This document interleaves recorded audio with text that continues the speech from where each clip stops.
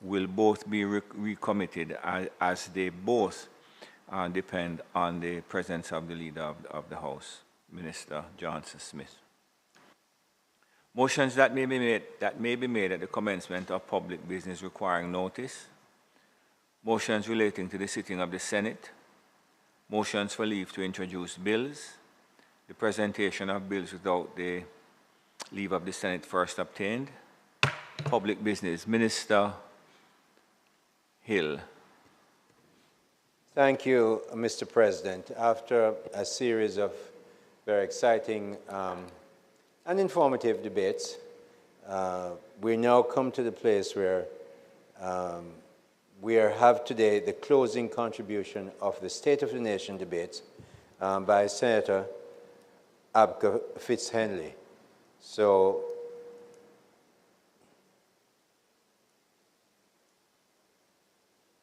yes, sorry, go ahead, Senator. Mr. President, your turn to recognize Senator Abka Fitzhenley to finish the State of the Nation debates. Thank you very much, Senator Abka Fitzhenley.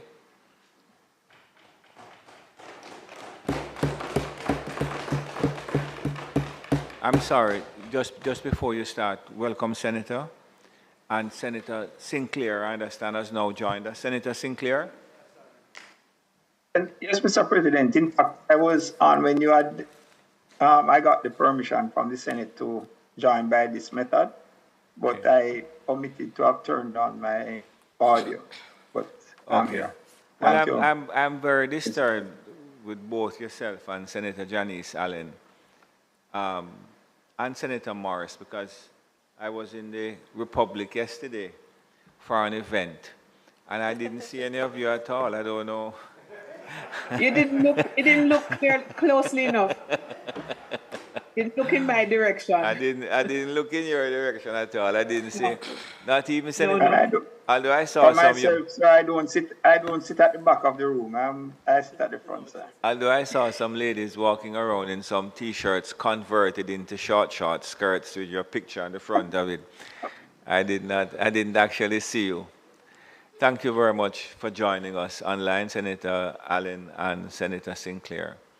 I recognize you, Senator Abka Fitzhenley. Thank you, sir. The honor is mine to, as our acting Senate leader just indicated, assume a perpendicular stance and a generally stationary gait on the occasion of the closing of this iteration of the State of the Nation debate. There's never a time, sir, that I embark upon a leg of my journey in public life that I don't acknowledge the wondrous work of our Creator, as you would say, sir, the Prince of Peace, by whom all that is good is possible. I want to acknowledge as well my family, who has given me the time to participate in public life.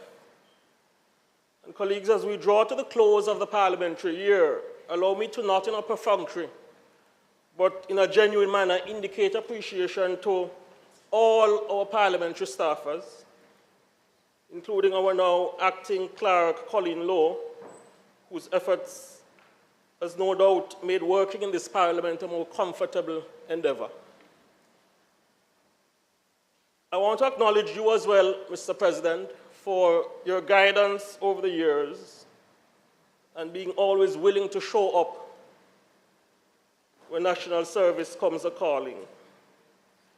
Acknowledge as well our Prime Minister, the Most Honorable Andrew Holness, who continues to work hard to create an environment that ensures that every Jamaican, from whatever cohort of society they may hail, has the opportunity to actualize the Jamaican dream, one characterized by hope and prosperity. A few weeks ago, Senator Bunting, the opposition Senate leader, who I note could not bring himself to, as is perfunctory, refer to by name the man who on paper is his political boss in his opening comments. But he made a rather flippant comment in a blague manner, indicating that members of the administration are in the habit of calling the name of our Prime Minister and the work that he's doing. And I had a wry smile when he did so. I said to the opposition senator via you, sir, that we do so because we are confident and proud of the fact that we have a Prime Minister and a leader who has been taking the appropriate steps to better the lives of the Jamaican people. And we're not bashful about speaking about that.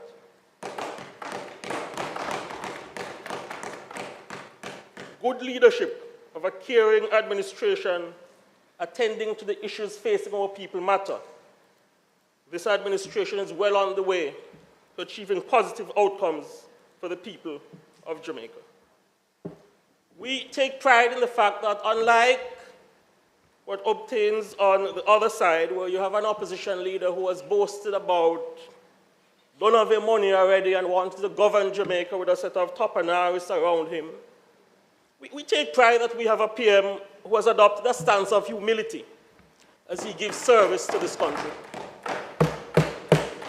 advancing a multi-dimensional agenda which includes peace and prosperity, and turning on the water in the pipes of Jamaicans who have been dispossessed for too long, expanding allocation programs which assist society's most vulnerable, and building more and more houses for the poor people of Jamaica. We speak confidently about the work of this administration and the leader of the executive arm of the Jamaican state. I believe it may be a bit too late to wish all and sundry a Happy New Year, but I think it's in good order to wish Jamaicans a productive rest of 2024. In fact, as I consider what could make Jamaica a better place going forward, I wish to issue a challenge to every Jamaican, including those in the private and the public sector. The challenge is ask yourself, what can I do to be more productive this year and onwards, to turn out better outcomes in a shorter space of time? I call for the creation of plans and strategies towards achieving this and acting on it. Ask yourself, how can my rate of output be increased and maximized? How can I be more efficient? And Senator Gale, although I'm calling for personal accountability, I also apply this call to middle managers and senior managers across the public and the private sector. I urge them to put in place measures to incentivize and motivate workers to be more efficient in their use of time and to increase their output.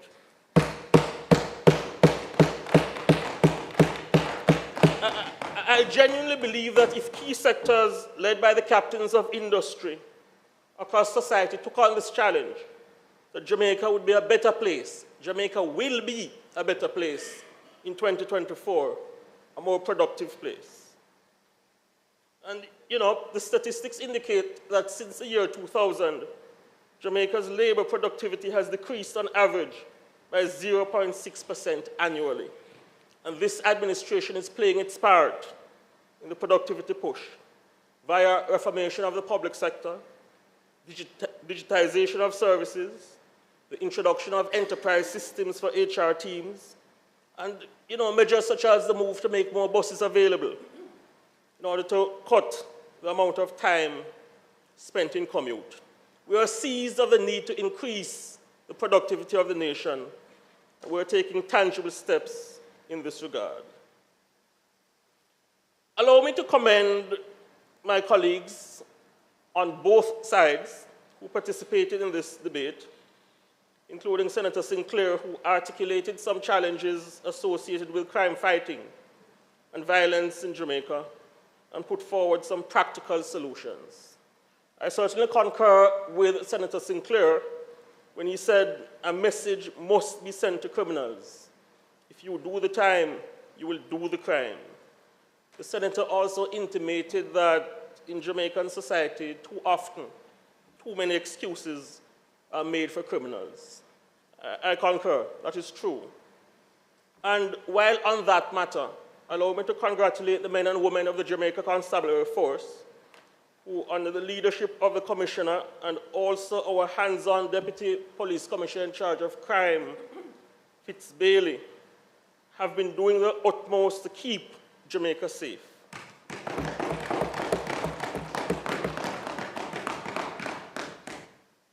Certainly my perception, sir, is that based on the anti-gang cases and the number of convictions achieved, criminals are being made to understand that if they commit a crime, the possibility of getting caught has increased to levels that they have never been in many years. In considering the content of the State of the Nation debate, I believe Senator Don Webby was also spot on in his analysis of the major issues facing our nation, including security and the travails of the Jamaican economy dating back decades ago. It is good, as the Senator noted, that Jamaica is in a better place now. And I think all well-thinking Jamaicans will agree with Senator Webby, our eminent private sector leader and lawmaker, that never again should policies of the 1990s which wrecked the Jamaican economy be pursued. I also wish to associate with the Senator's call for the private sector to put more investment in initiatives which support sports and culture, and also the call made germane to the Greenfield Stadium in Trelawney, which is in a state of disrepair. This debate benefited from thoughtful contributions from Senators Golding Campbell, Senator Morris, that's Gabriella Morris and Floyd Morris, Senator Williams, Senator Fraser Binns, and Senator Crawford, all who have from time to time demonstrated the courage to bring to the floor of this Parliament issues which are not often spoken about in the public domain, but are important in terms of how they affect sections of the Jamaican population. I believe Senator Samiuda's grasp of the environment portfolio and his move to highlight steps being taken by this administration to safeguard the well-being of our planet, and his articulation of major initiatives being pursued to ensure that more Jamaicans have access to water was of tremendous credit to this debate.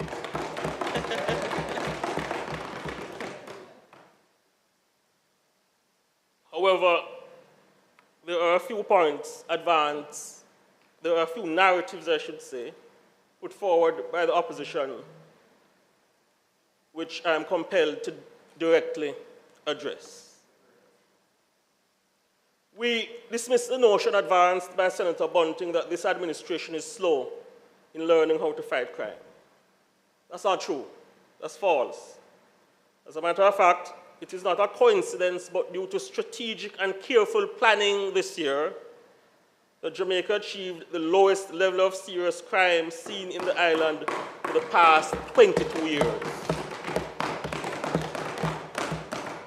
Down by 10.7%. Much more to be done, but steady gains are being made. The senator was misguided in his comments because it is this administration that, unlike when he was in office, has made legacy moves to lay the foundation for a sustainable decline in violent crimes. It is this administration that has made unprecedented investment in digitizing systems used by the security forces, increasing the intelligence capabilities of the police and the army, expanding numbers in the JCF, fine-tuning and enhancing the training of the security forces. And from the time when Bobby Montague was National Security Minister, we made major and unprecedented investment in purchasing vessels aimed at protecting Jamaica's borders.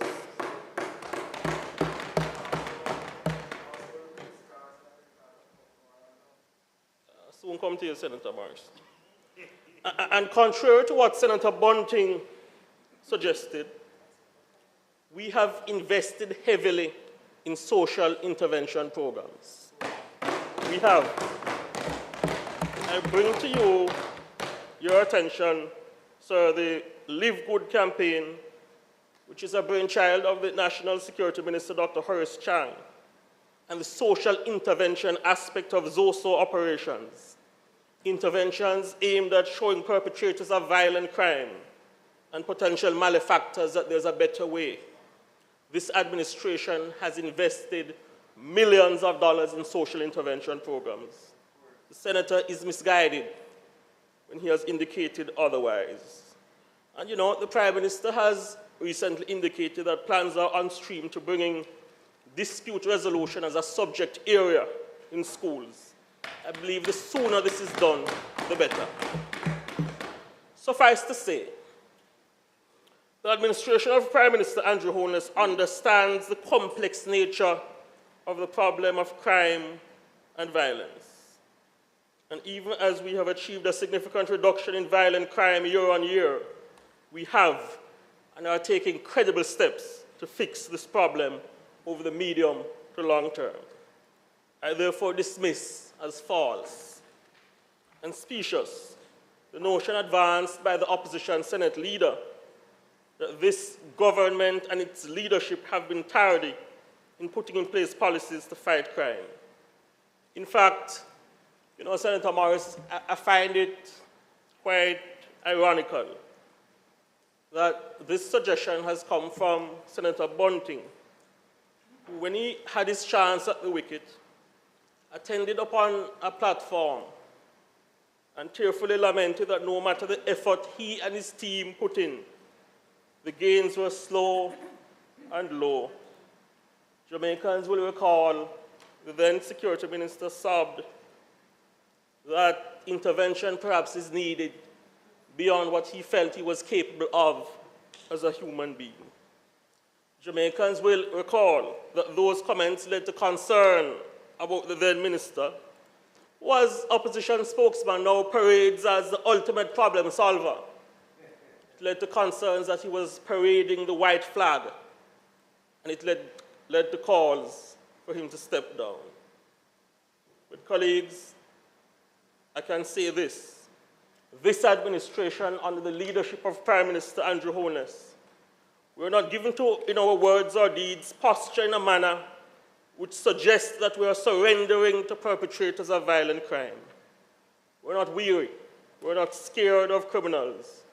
We are committed to defeating them and bringing a sense of safety and security to Jamaica.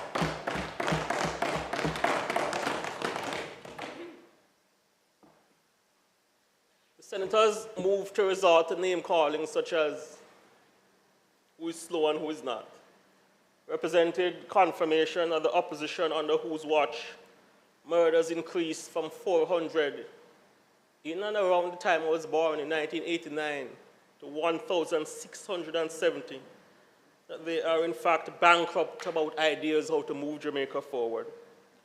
Lest we forget, this is an opposition which has voted often to end states of public emergencies, which regardless of Senator Bunting's propaganda, has resulted, the statistics show that this enhanced security measure has resulted in a number of lives being saved in each and every area it has been declared. Yes. During this debate, there was a general indication of concern from opposition senators about the state of the public medical care system in Jamaica. In fact, Senator Gabriela Morris submitted, and I quote, that our hospitals are under-resourced. The conditions are not good. People are waiting too long to get medical attention, and there have been outbreaks here and there, end quote. And this sort of sentiment was shared by other opposition senators. In fact, I note Senator Brown moved to sharply criticize the very system which he had earlier commended for saving his life. I don't say much more on that beyond that. I suppose that's the nature of politics as practiced by some in Jamaica. But we're happy that our colleague didn't have to fly overseas for treatment, but was made whole by the good work of our medical practitioners here in Jamaica who form part of the system. We're indeed happy about that. The larger point, though, regarding the concerns about the medical care system and the state is that these problems did not pop up overnight, but the administration has been working assiduously and making gains on the way to fixing the issues, and Dr. Christopher Tufton and his team will get them fixed.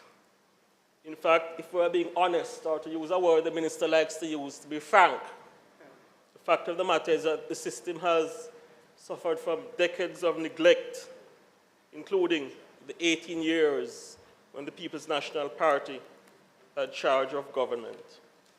I recall, Mr. President, in my younger days, being in the St. Anne's Bay Hospital in the 1990s, observing patients who had no space to operate, no space to be comfortable, dilapidated walls, lack of equipment that caused many to lose their lives, including a little girl who did not get attention because no nebulizer was available and no oxygen.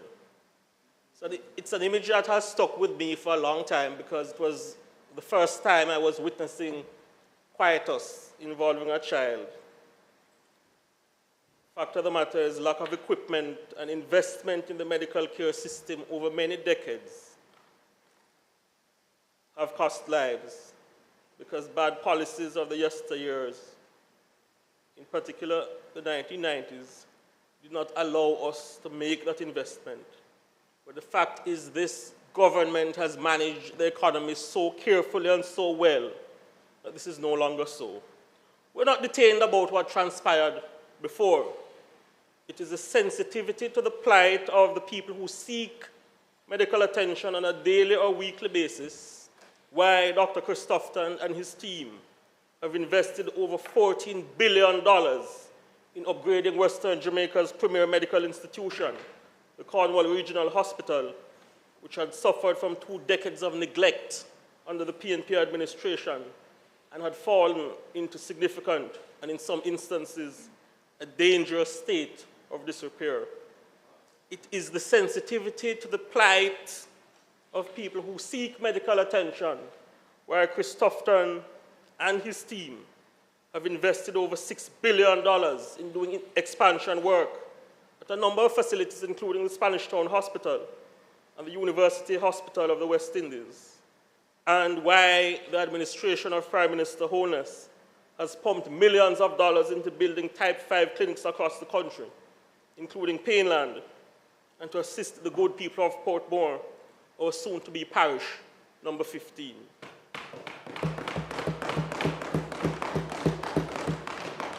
And we are upgrading approximately a dozen clinics across the country because we care about the level of comfort of the citizens of Jamaica who need to seek medical attention. In fact, this administration is aware that the children are our future, and we must take tangible steps to protect them and secure their well-being. And that's why we have moved to build the first hospital ever in Western Jamaica that is dedicated to offering care to an important cohort of our society, our children. That project, I'm happy to advise the Parliament, is far advanced. And as I said, Senator Morris, the concern about the current state of the medical care system is reasonable, and the amount of time people have to wait in order to be processed. But on that point, that's why the administration has moved to launch a compassionate care program in hospitals island-wide. This program is geared towards enhancing the psychological wellness of patients, and importantly, will reduce waiting time. Dr. Chris Tufton and his team are working, and we will get the issues affecting the medical care system fixed. On the point about outbreaks in hospitals, I must admit that I was a bit surprised that Senator Morris, who opened the debate on behalf of the opposition, entered this into the narrative. The fact is, outbreaks happen in hospitals across the world. But again, this administration has moved to cauterize the number of casualties. And importantly, we have been open and honest with the people of Jamaica. I recall in my former years as a member of a particular, what's referred to as a particular estate. It was a matter of the dead baby scandal. That's how it was referred to, colloquially speaking. And when you would call the various ministers of the then administration, they wouldn't answer their phone. Christopherton answers his phone, and he tells the people of Jamaica the truth regarding what is happening. And I tell you what, the Jamaican people, I have no doubt, will not forget that when the country sought answers, the then PNP administration and then Minister Ferguson were not accessible, could not be found. And they had the audacity to tell the country that these were not babies in the real sense. A shameful comment. Yes, Senator Samiuda, shameful. These were not babies in the real sense. An insensitive comment you're unlikely to hear Minister Tufton utter, because we understand that the people of Jamaica have moved to abandon that callous and insensitive approach to the affairs and the pain of the people, which stained and characterized the former PNP administration. And I won't spend much time on this, but Senator Bunting, during his opening, took a jab at Ministers Bartlett and Tufton regarding their efforts to communicate with the people of Jamaica. And why I won't spend much time on it, sir, is because I saw a few articles online giving coverage to the unfortunate comments by the opposition Senate leader and erstwhile security minister. The majority of the comments below the article indicated that, imagine here's a man who featured as the worst performer when in government and in opposition, seeking to decry efforts of people on this side in communicating with the people of Jamaica. And the word bad mind cropped up often in the comments. So I won't spend much time on that, because I am satisfied that the people of Jamaica see the opposition spokesman's posture for what it is. What I will say, though, is this. No amount of attempted belittling will stop this administration from communicating with the people of Jamaica about what we are doing on their behalf. Concerning the Jamaican economy, concerns featured heavily in this iteration of the State of the Nation debate. As a matter of fact, one opposition senator posited, we live in an inequitable nation. The economy has grown minimally and it is not being felt. That comment is not entirely true. In fact, much of it is false. The fact of the matter, Senator Webb, is that the Jamaican economy, as you would well know, has grown steadily for 10 consecutive quarters under this administration. And the latest data indicate that the economy grew by 2.1% for the third quarter ended September last year. For the first half of last year, the Jamaican economy grew by 2.9%. And during the calendar years 2021 and 2022, the economy grew by 4.6% and 5.22%.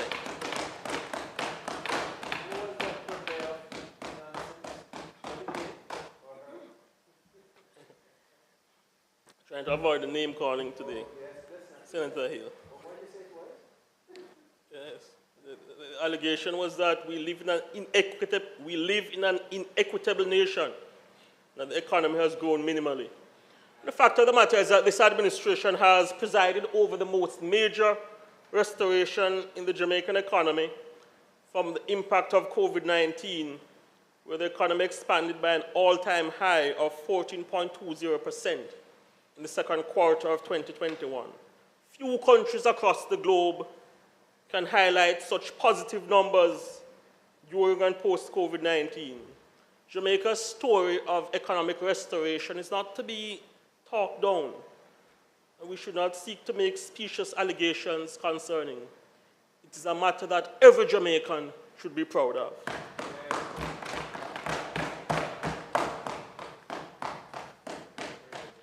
I wish to address directly a particular narrative that has entered the public domain concerning the Jamaican economy.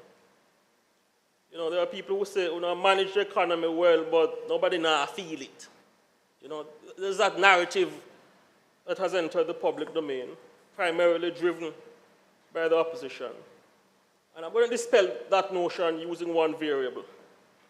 When the opposition was in office, when the People's National Party administration had superintendence of the country's affairs, the unemployment rate in Jamaica was 13.5%.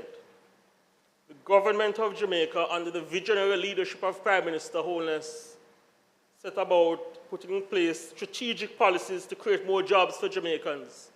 I recall when the Prime Minister created a ministry which had among its mandate expanding the Jamaican economy and creating jobs. You know, some people scoffed at it, some people laughed. But look, we have achieved a positive outcome.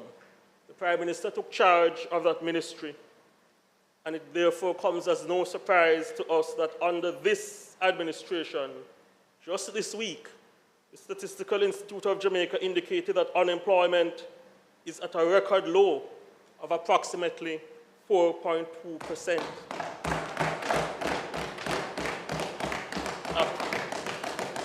Approximately 140,000 people who did not have jobs when we came to office now have jobs. Yes. Yes. I put it to you, sir. I put it to you that this is strong evidence that leadership and innovative policy making matter, and this administration is achieving positive outcomes for the people of Jamaica. And in addressing the notion of nobody now feel it, the agencies that monitor these things tell us that on average, every job holder supports approximately 2.5 to 2.9 people. That's just under 400,000 Jamaicans who have felt directly the impact of the administration's good management of the Jamaican economy. So we don't take a boastful posture. Our posture is one of humility. We accept that much more is to be done and will be done, but I dismiss as disingenuous and false and misleading the notion being advanced by the opposition that, you know, manage the economy well, but nobody now feel it. Colleagues, today we mash down that narrative as false, specious, and untrue. I was trying to avoid using that L word, Senator Gale, but you know, if you must. It just slipped out. Yeah, yes, we mash down that lie. I think, colleagues, sections of the Jamaican population are tired of a debate about who must take credit for gains made in their interest. Thank you very much. Senator Morris? Speaker's time has expired.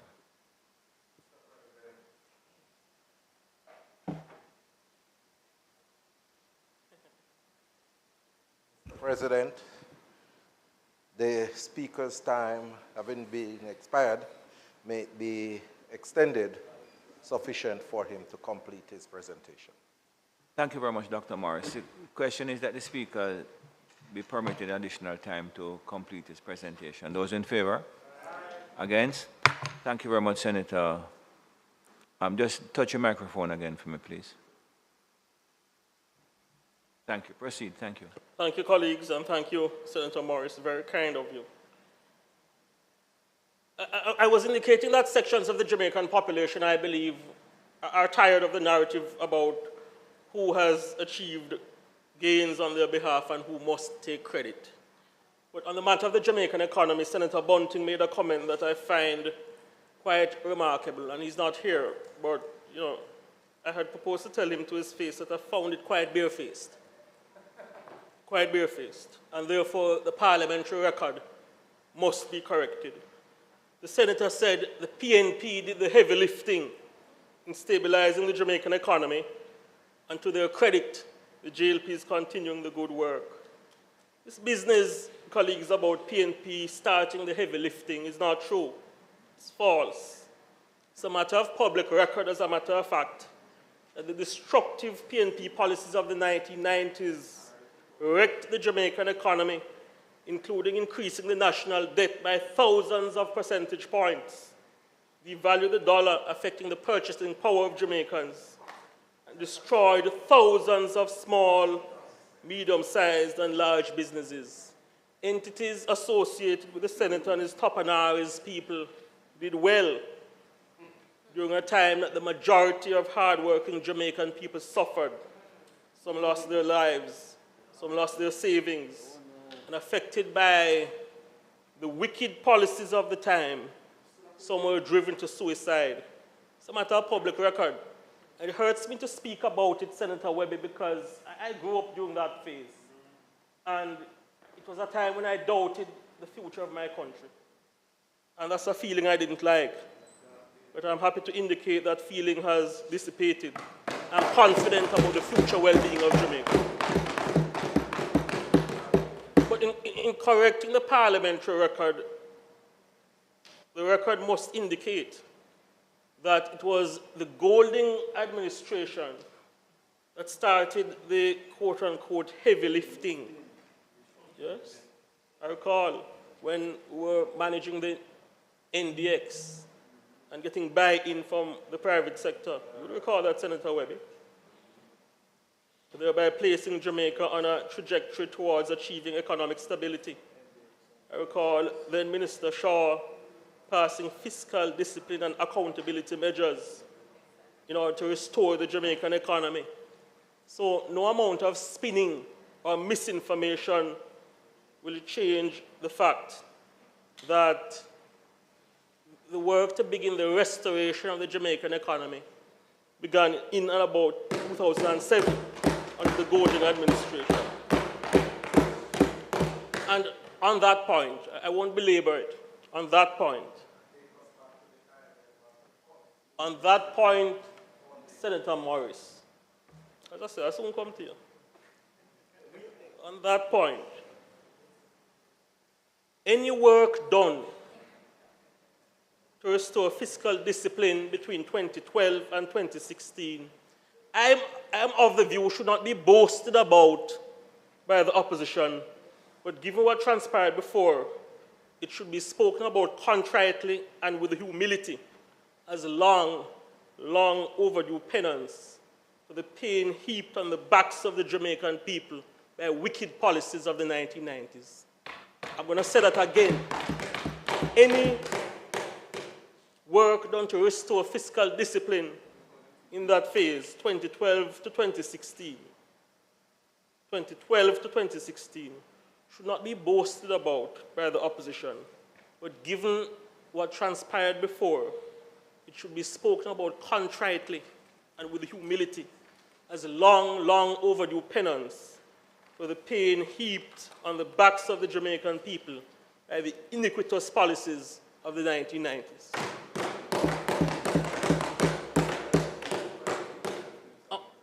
On the matter of the national debt, I want to encourage the administration to ignore the call by the opposition leader to slow the pace of debt reduction. I believe that that's an unwise call, but I'm not surprised that it has emanated from the opposition leader, given what he and his political allies, well, how his political allies conducted the affairs of the country in the yesteryears. The opposition leader's predecessor in the post, Dr. Peter Phillips, is in fact right when he said the greatest gift that this generation can pass on to the future is low debt. I urge my administration, or the administration of which I am a part, to ignore the opposition leader. And I urge the Jamaican people to take note of the ill-advised posture which the opposition has adopted towards debt reduction. 10 years ago, colleagues, in the year 2013, when the opposition had charge of government, Jamaica was the third most indebted country in the world. Today, I'm pleased to advise the Parliament that we are now at 52, our debt lower than quite a few of our powerful international partners. I won't name drop them, but that is an achievement that the people of Jamaica can take pride in.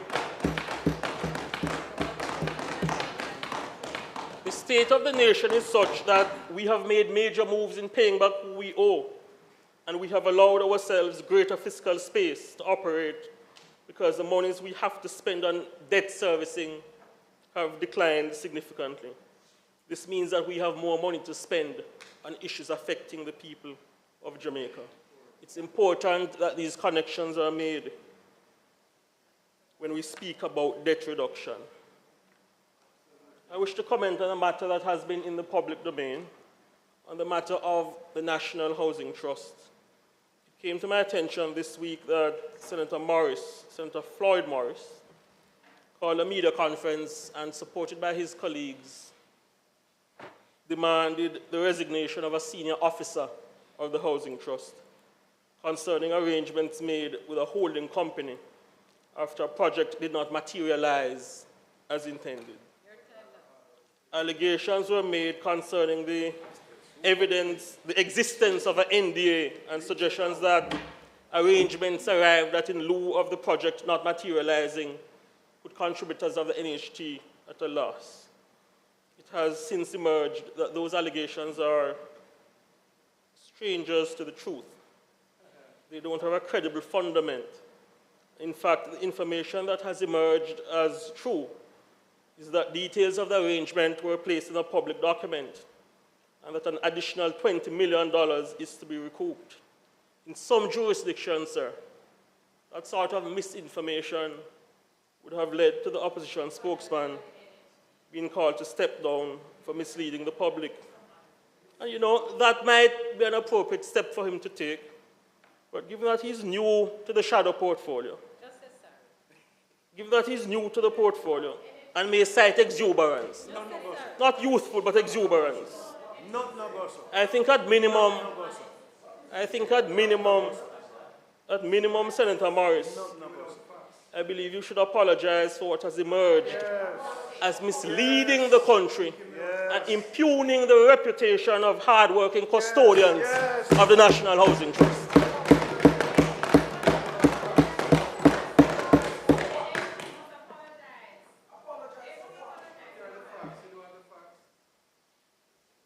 I know it's a political silly season, but we should not be willy-nilly.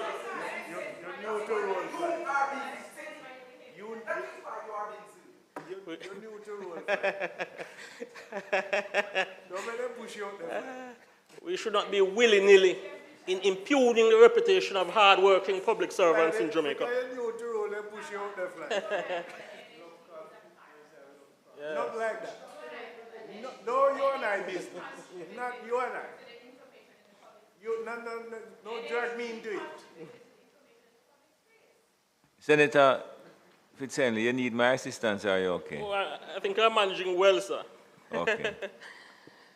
On the matter of contract workers, the abuse of fixed-term contracts ostensibly to avoid paying full-time employment benefits has been a sore point in Jamaica for many decades. The opposition reiterated this point during their contribution to the State of the Nation debate. I believe Senator Bunting spent some time on this matter. But a bit of context to this matter is that the Finance Minister, Dr. the Honorable Nigel Clarke, in January and March of last year, had given a strong indication that the administration will seek to address this issue. Yes. Dr. Clarke advised the lower house of Parliament that, and I quote, "Madam Speaker, it's a big problem. We did not start the problem, but this administration will begin and advance the process of addressing the problem. The government will move towards regularizing consistently renewed contract workers and moving them to structured employment." That's what Dr. Clarke told the country via the Parliament last year. And this was not big talk by the minister. We have had a lot of big talk in the past by past officials regarding addressing this issue.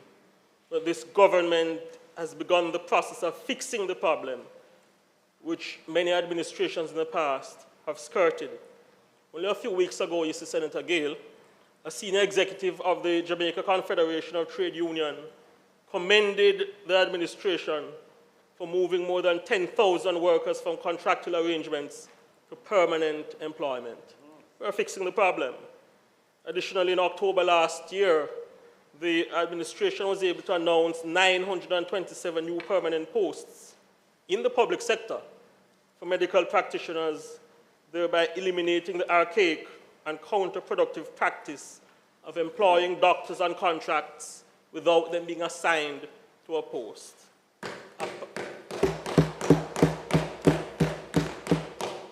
We're fixing the problem. And apart from these practical actions, Minister Hill, your colleague in the cabinet, the finance minister, has indicated publicly that the administration intends to come down hard on public sector entities which indulge in the practice of unfair contract employment, breaching the country's laws. Here, here. So, I will identify them. on the matter of unfair contract practices, it won't be fixed overnight in its totality. But on the issue of contract work, this is an issue the administration is seized of, and we have been taking steps to address it, and steady gains are being made in this regard. Steady gains. In her vibrant opening on behalf of the opposition, Senator Gabriela Morris, told us that we have an inequitable society. And this sort of sentiment has been adumbrated by opposition senators. Indeed, sir, you would recall that it was the erstwhile Prime Minister of Jamaica, the Most Honorable Edward Philip George Siaga, who spoke about a society of the haves and the have-nots. And we don't argue that society is equitable in all sectors. But again, we have been taking steps to make society more equitable and fair in its treatment of all citizens. It's a quest for equity, Senator Morris, why this administration took away the demand for tuition fees on all programs offered by the Hart NSTA Trust up to level 4, because we believe in giving people an opportunity to educate themselves and thereby putting them in a position to gain a skill and pursue employment to earn for themselves and their families. And in that vein, I add my words of welcome to members of the skills vocation student population and teaching population who I believe are here with us. This government believes in increasing output from the vocational services and giving people a skill in order to enhance their lives and their families. It's an intentional move to bring society into a more equitable spectrum. Why, when the Jamaican people were facing a tough time during COVID-19, the Cabinet of Jamaica authorized Dr. Nigel Clark to issue billions of dollars in care packages, because we understand that the conscience of a society is best assessed by how we treat society's most vulnerable, in particular in crisis.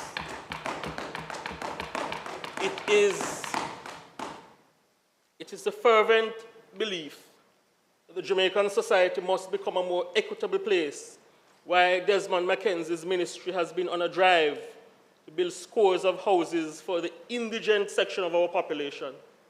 And it's the quest to make society a more equitable place, why the administration of Prime Minister Holness pursued a policy that when the PNP was in government, they said it couldn't work. The 1.5 income tax plan, putting more money in the pockets of low and middle income earners, increasing their purchasing power. And the Prime Minister has said that there's more to come in this regard, and we can believe him because he has done it before.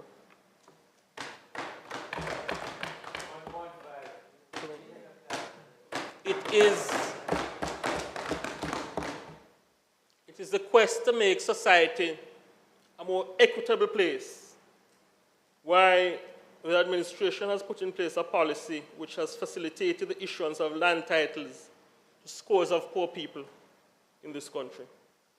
It's a tangible move towards an equitable society which Senator Morris yearned for, why the administration has via the NHT, the Housing Agency of Jamaica, and the new social housing program built and issued more houses to Jamaican citizens than any administration has in a single term. Good leadership matters. There's more in 2024, and this administration has been achieving positive outcomes for the people of Jamaica. Yes. I'll give you one more on the point of equity. It's the fervent conviction that Jamaica must be a more equitable society. Why we don't interfere in the work of the police. It is a matter of policy. When this side is in office, law enforcement understands that if for argument's sake, you have a situation where the evidence suggests that a woman or a man who is politically connected murders a child, or if the evidence indicates that a politically connected man kills a woman, the police understand that they can operate without interference to bring them in, question them, and take appropriate steps to bring them to justice, whether they are top and Harris or not. That's the policy of this side. We don't interfere, but we believe in equity. I'm happy to have your concurrence on at least one matter. Senator Morris.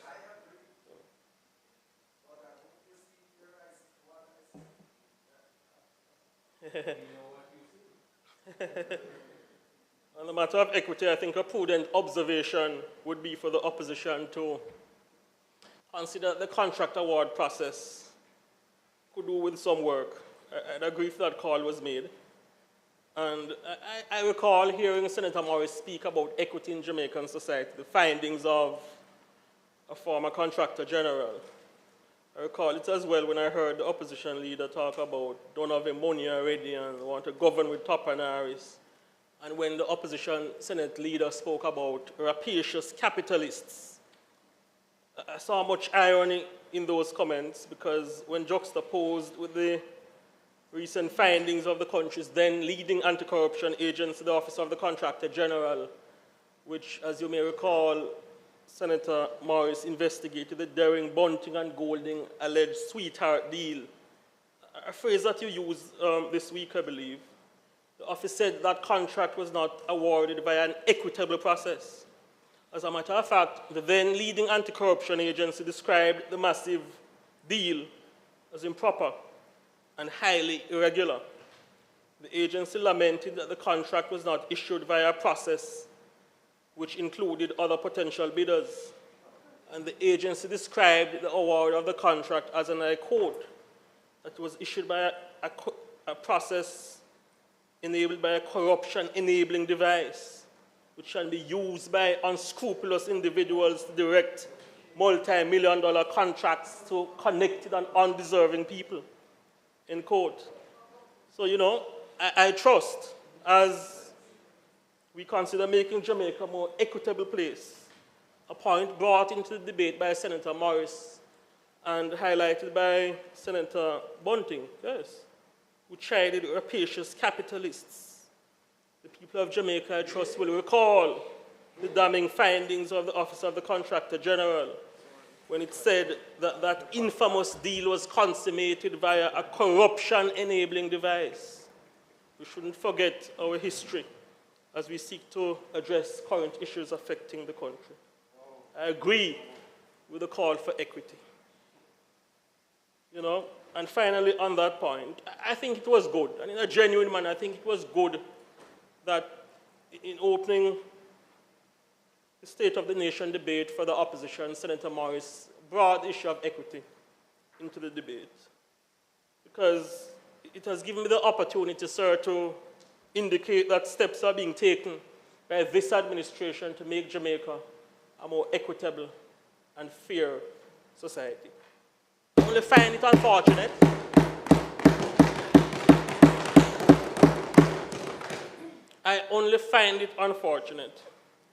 that in considering the matter of how equitable a society Jamaica is, the opposition senators did not recall or bring to the fore, they didn't bring to the fore the honest recollection of one of their own, the erstwhile MP for Central Kingston, Deacon Thwaites. Is he still a deacon? No? Deacon Thwaites. Yes. He confessed publicly, I quote, "The PNP has presided over the greatest transfer of resources from the poor to the rich since Jamaica emerged from slavery over 400 years ago. Colleagues, I put it to you that while this administration has taken tangible and visible steps to make Jamaica a more fair and equitable society, on the matter of a more equitable society, even among their own, there is a recognition that the People's National Party governments of the past and the current opposition do not have a leg to stand on. They don't. To segue to the matter of tourism, Senator Allen, I believe, commented on the issue. She has joined us virtually. I welcome her, and suggested that more of the masses should benefit from the tourism pie. More people who was described as the ordinary Jamaican. I believe the impression was given that nothing now go on for middle-income and low-income earners in the tourism sector. And again, while we adopt a posture of humility and indicate that we appreciate that more can be done, the suggestion that nothing now go on for low-income earners or middle-income earners in the tourism sector is not true. It's false. It's not true. It's not true. I state categorically that under the leadership of Ed Bartlett and his capable team, including John Lynch, Delano Seaverwright, and Donovan White, there has been major inclusion of the ordinary man and woman in the tourism value chain. There has been. And why do I say so? Why do I say so? The administration has fine-tuned credit facilities at the Exim Bank for small tourism enterprises across Jamaica. That facilitation has seen tourism loan disbursements via the bank, which have surpassed 1 billion Jamaican dollars since last year. Yes. Small and medium-sized tourism stakeholders benefit directly from this initiative. Additionally, I'm pleased to reiterate to the Parliament that the Agri-Linkages Exchange Alex platform generated more than $1 billion for small farmers last year. $1 billion. On this platform, ordinary farmers with plots of land up to 5 acres can connect directly with the hotels, and their produces are bought and they are paid directly. It's a matter of fact that under the leadership of Edmund Bartlett, small farmers are benefiting from the unprecedentedly booming tourism enterprise in Jamaica. It's a matter of fact. And this notion of not now go on is not true. I should mention the Tourism Workers' Pension Scheme. Oh, yes. It surpassed the first $1 billion in savings. That scheme surpassed, Senator Webby, the first $1 billion in savings within a year and a half of its implementation. Almost 9,000 Jamaicans have signed up to be on the plan. And tourism workers. It's designed to cover permanent, contract, or self-employed workers in the sector, age 18 to 59. Answering their calls. Indeed, this includes hotel workers, as well as people employed in connected sectors, craft vendors, tour operators, red cap porters, contract carriage operators, and workers at attraction sites. As we contemplate the state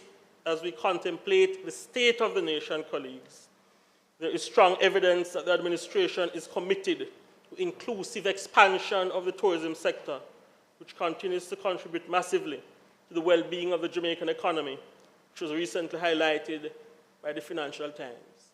While some in Jamaica, while some stakeholders, perhaps for partisan gain, seek to talk down the gains made in terms of the Jamaican economy and the benefits passed on to the people, people overseas are recognizing the hard work of the government of Prime Minister Andrew Holness. Before I close, I wish to make a comment on a call for greater civility. Senator Morris made that call. I understand that politics is not a soft vocation, but from time to time, contentious words. Dr. Morris is asking which one of the Morris. The one with the doctorate, as far as I He wants the credit to be given where it is due. Unfortunately, it can't be given to him. But Senator Gabriela Morris made a call for a more equitable society. But I know that it is one that Dr. Morris would echo, you know. Oh, indeed. I hope he'll support my comments, which will follow as well, sir. I believe he might. I believe he might. I'm willing to support this call, Senator Morris, this campaign for civility. I think we can all play a part in setting the tone for a more civilized society. But, you know, as I think about it, a good place to start regarding civility on the political platform would be if the opposition leader was made to understand that he should cease and desist from ordering his followers in jungle, as he did not too long ago, to step up and get wicked upon them. The utterance was made after the opposition leader advised the junglists that Labour right now give this up easy. Unbecoming comments, unbecoming of someone seeking office. And even as I hear advocacy for the office of the political ombudsman, Jamaicans will recall that when the then political ombudsman urged a retraction and an apology, the opposition leader said he'd do no such thing. A good move towards civility on the political platform, colleagues, would be if the opposition leader appreciates that his habit of alluding to grown adult Jamaicans as the little lady or the little boy Montague, that is unbecoming of someone who aspires to high office, and that he should immediately climb down from that attitude of condescension which marinates his utterances on the political platform. Senator Brown spoke about Chanel Francis. Yes, Chanel Francis is a woman who was scammed, but the Prime Minister intervened and ensured she got a house. Chanel, in our estimation, is not a little woman. She's among Jamaicans who are deserving of being given an environment where their big dreams can be accomplished. Not a little woman. And even as I agree with you, Senator Morris, concerning the call for civility on political platforms, and I understand that, as I said, politics is not soft sport. Words will be said. We're talking about a consistent pattern here. A good move towards civility would be if the opposition leaders advised that the image of him holding a chain over the head of a black man is not good. That he should apologize for it because 400 years of black people in bondage should not be mocked. The people of Jamaica and this struggle for emancipation, our African descendants, should not be treated lightly or used as grist for political opportunity. In particular, not by people who are more likely familiar with the actions of the oppressor as opposed to the experiences of those who were painfully held in bondage. The call made by Senator Gabriela Morris in her contribution to the State of the Nation debate for civility on the political platform is a good call, and I encourage all of us, all of society, to support it.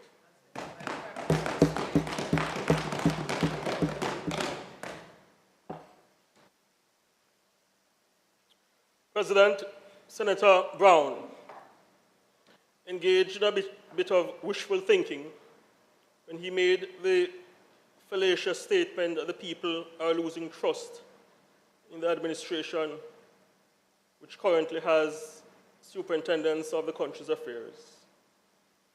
The government of Prime Minister Andrew Holness, which was returned to office in the year 2020, has demonstrated that we are not a chaka-chaka administration, and we have been making steps, taking credible steps to do right by the people of Jamaica.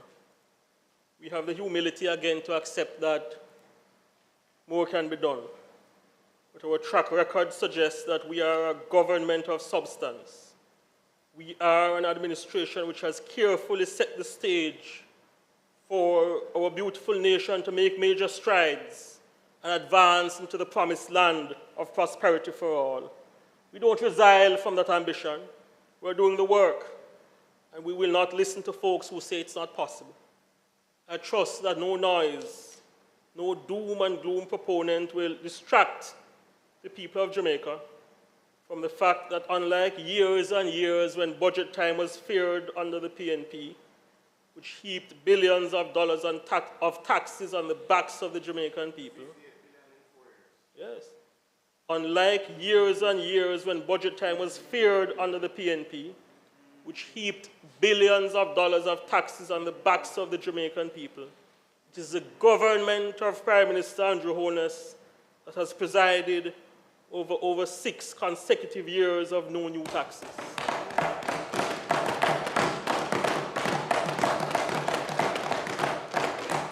It is this administration that has achieved the lowest unemployment rate in Jamaica's history. It is this administration that has said to employers via law, pay poor people more. We have doubled the minimum wage. Hear, hear.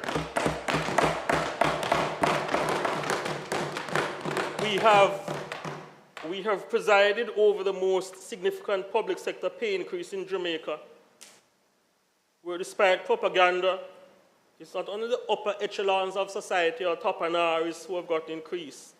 The direct remuneration monies paid to public sector workers, including plumbers, artisans, secretaries, junior doctors, nurses, and administrative staffers, have in many instances doubled. We have bolstered Jamaica's international credit ratings, thereby making it easier to navigate the global financial space as we do business on behalf of the people of Jamaica on the global stage. Our country, Minister Hill, as you would be aware, not too long ago recorded a sharp 30% increase in export earnings.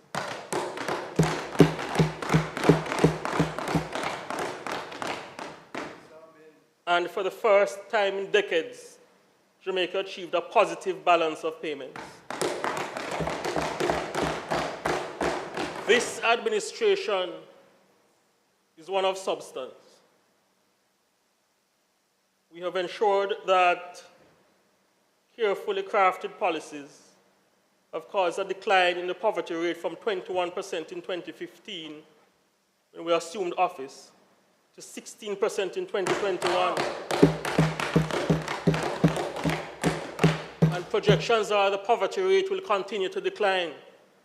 We have ensured that there have been 10 consecutive quarters where the Jamaican economy has expanded, and where the country's US savings account, the NIR, is at unprecedented levels, which offers a buffer against external shocks.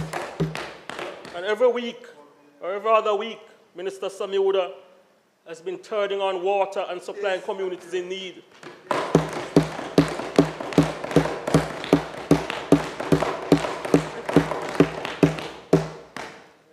Because the government of Jamaica understands that water is life, and we have a conviction that people must live in dignity and have access to the globe's most precious commodity.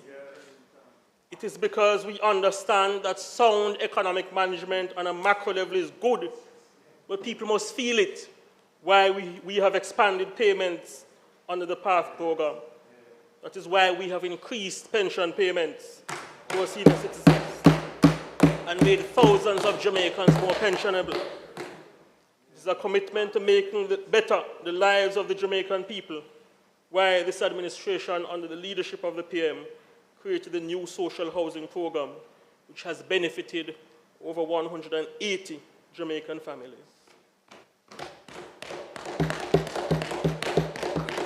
We know that for some times are tough. That's why the state of the nation is such that you have a caring administration that not too long ago cut JUTC fares. The state of the nation is such that we have an administration that not many people might recall presided over a cut in the GCT from 16.5%, because we understand to 15%, a cut in the GCT from 16.5% to 15%, because we understand in building a caring economy, it's important that when Mass Tim or Miss Maisie go to the supermarket, they're not overtaken by inflation, which is a problem worldwide, but they can put food on their tables and provide for themselves and their families. This government I put it to you, colleagues, as a compelling case whenever the time comes for the people of Jamaica to decide the future trajectory of who should govern Jamaica. These achievements are solid. Mr. Samud, as a man familiar with the music industry, I believe even Russian would authorize us speaking about these achievements. They must be spoken about. And with the budget debate not far away, in terms of measures to respond positively to circumstances being faced by our people, I'm confident that there's more to come. Not because I have intel about what is to come in the budget. As a matter of fact, I don't.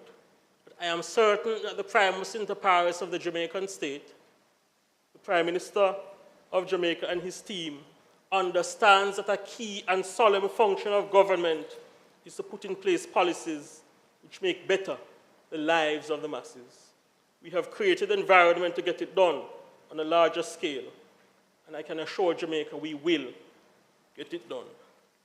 As I close, colleagues, on the occasion of my opening of the State of the Nation debate in June, a few weeks after my appointment to the Senate in May, I had said I have an abiding faith in the courage of the Jamaican people and their ability to overcome and to shine. That conviction has doubled twofold. Jamaicans are a gifted people. We are the country of Usain Bolt, Merlin Ottey, George Headley, Mike McCallum, and Chris Gale, who have all excelled and done Jamaica proud on the global stage. We're the island that has produced talented musicians including Marley, Tosh, Sean Paul, Agent Sasko, and the upcoming generation Valiant, TJ, Shensia, Spice, international producers including Don Corleone, Russian and Stephen the Genius McGregor, applying their trade on the international stage with distinction. Our cultural icons including Miss Lou, loom large on the world stage. Our business tycoons including Adam Stewart, Michael Lee Chin, P.B. Scott, Y.P. Seaton, and Don Webby.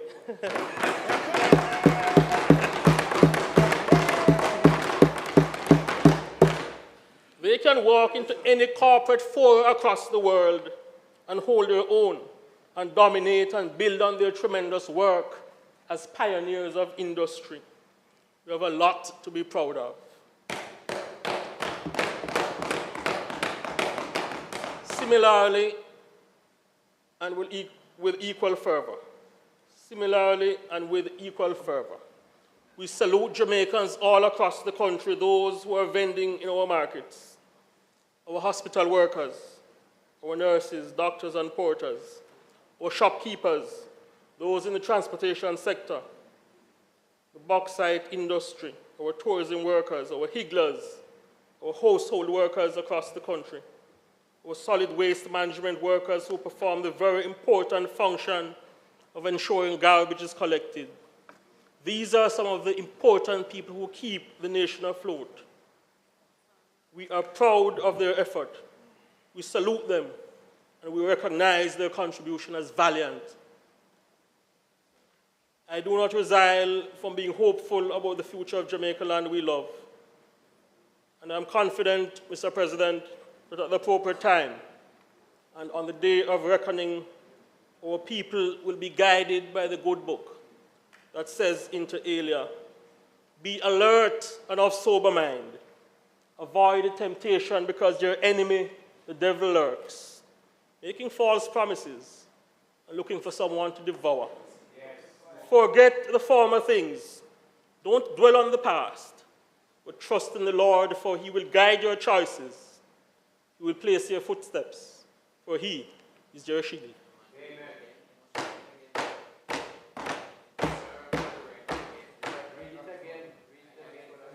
I am confident, Senator Braham, as you have called for an encore, I am confident that the people of Jamaica will be guided by the good book which says inter alia, be alert and of sober mind. Avoid temptation because your enemy, the devil, lurks, making false promises, looking for someone to devour. Forget the former things. Don't dwell on the past, but put your trust in the Lord, for he will guide your choices. He will place your footsteps, for he is your shield. Thank you, sir. God bless you. And may God bless Jamaica.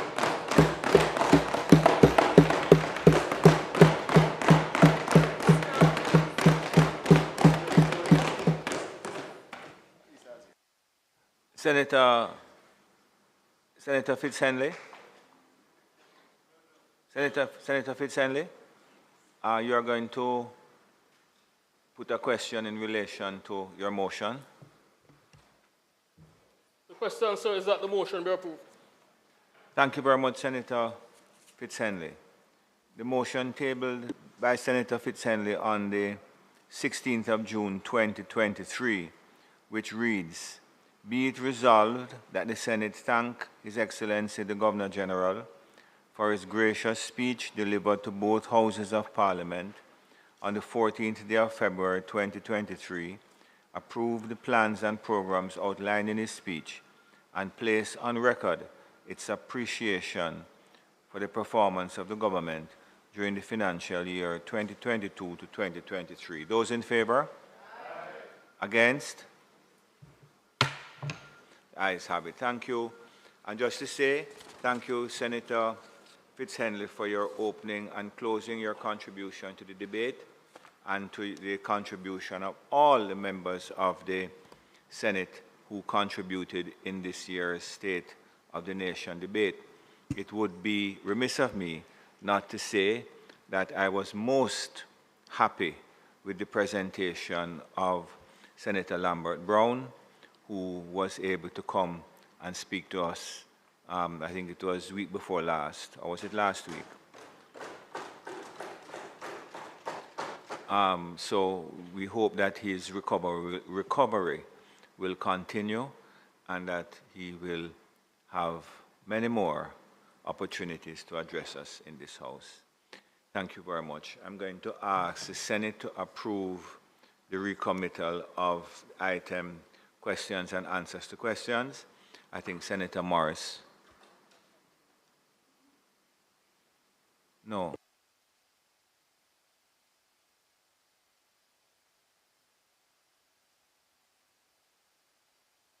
Yes, thank you, Senator Morris. I'm recommitting questions and answers to questions. It is clear that the minister is not going to be here. I think you wanted to just say something, or you're okay.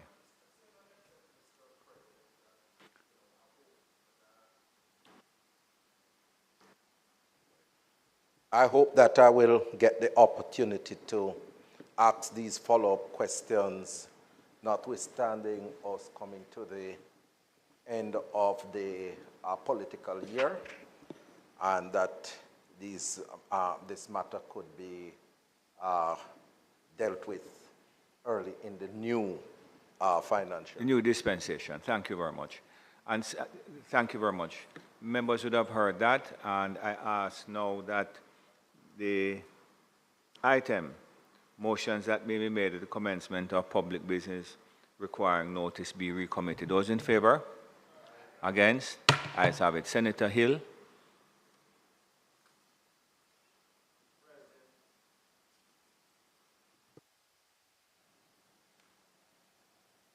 Mr. President, I seek the recommittal of item notices of motions given orally. And I beg to give it has been recommitted, so you can move along. I can move on. So I beg to give notice that the next meeting of the Senate, I, the leader of the Senate, will move the following motion. Be it resolved, with reference to the sessional select, joint select and select committees, which are appointed in the current session of Parliament, and where these committees have not completed their deliberations, that in the new session, Mr. President of Parliament, this Honourable Senate will be empowered to enable these committees to proceed with the issues referred to them from the stage reached before prorogation.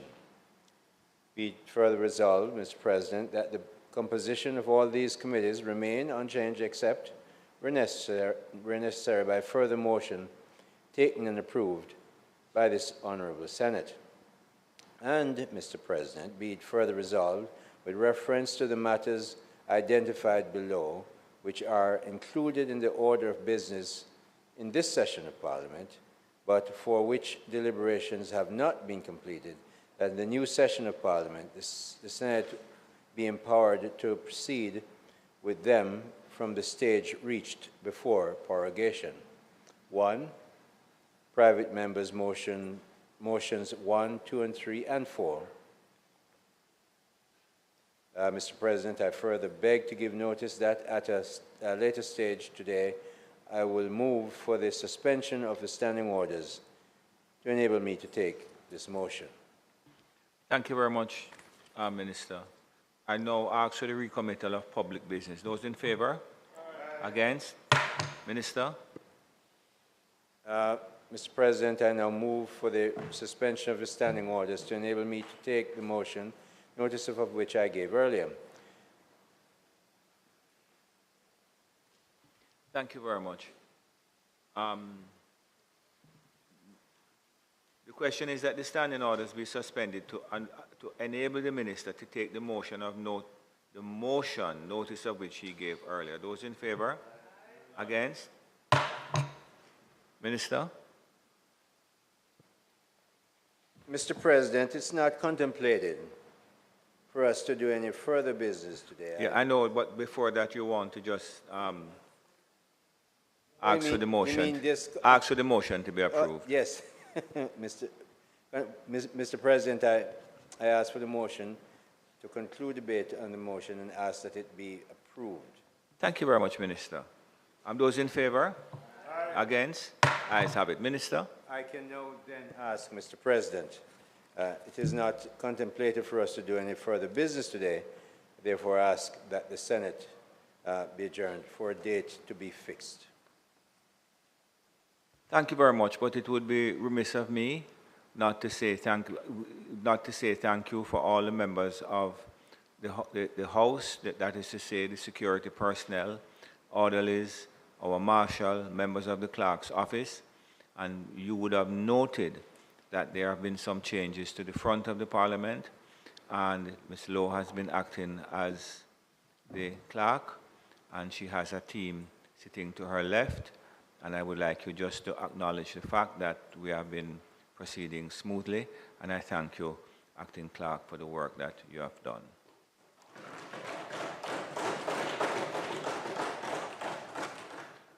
This Honorable Senate now stands adjourned for a date to be fixed.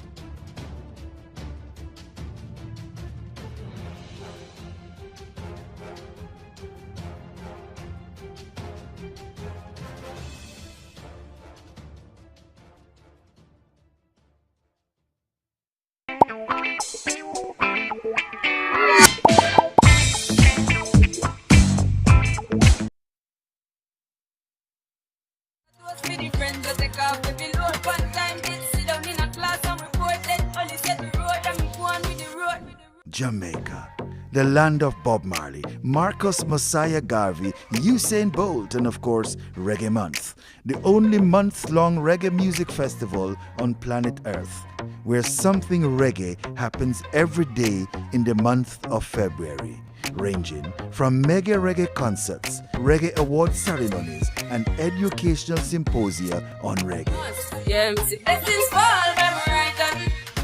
February is Reggae Month. Reggae Month is February, when Jamaica invites the world to come to Mecca, Reggae Mecca, and come catch the rhythm like no place else on earth, only in Jamaica. And that's how I made to give him the glory, I made the light. rising.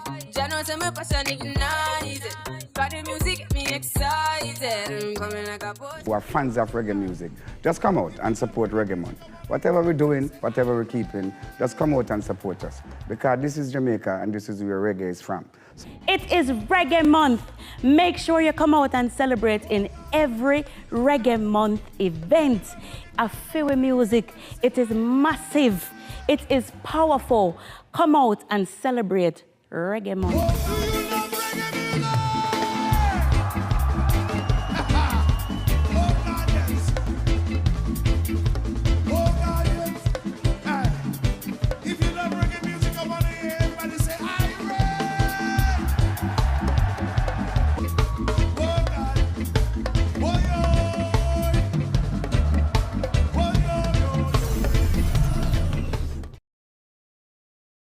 The National Family